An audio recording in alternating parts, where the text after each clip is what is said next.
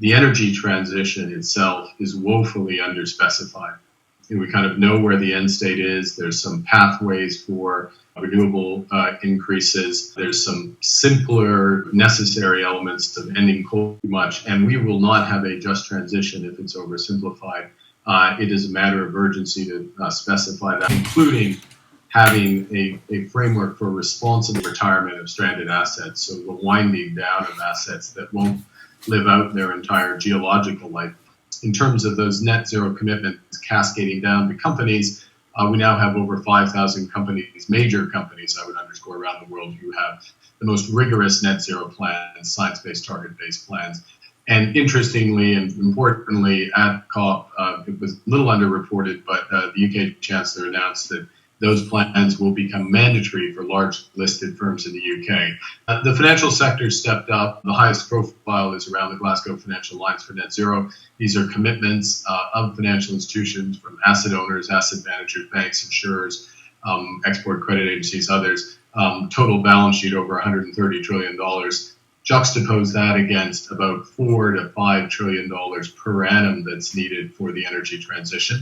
Now, I haven't mentioned adaptation and other factors, but for the energy transition. So broad brush, the money's there. And in terms of the commitments of these institutions, obviously it's net zero by 2050 at the latest, but very importantly, it's fair share of the 50% reduction by 2030.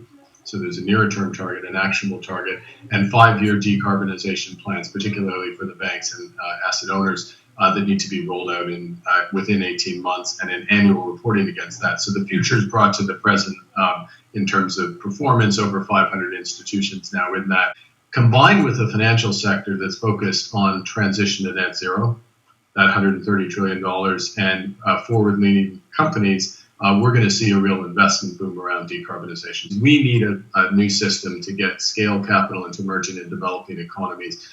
Those economies need an extra $1 trillion a year by the middle of this decade for mitigation alone. So again, I'm not flagging what they need for resilience and adaptation, which is considerable.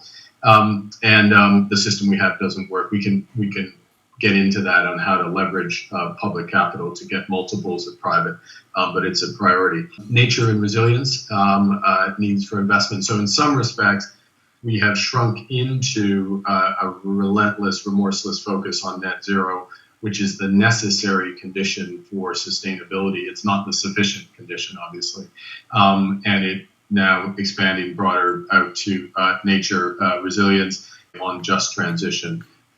This is a huge element of that, which is getting the energy transition right. This is not purely a private agenda. Obviously, it's very much a public sector agenda first and foremost.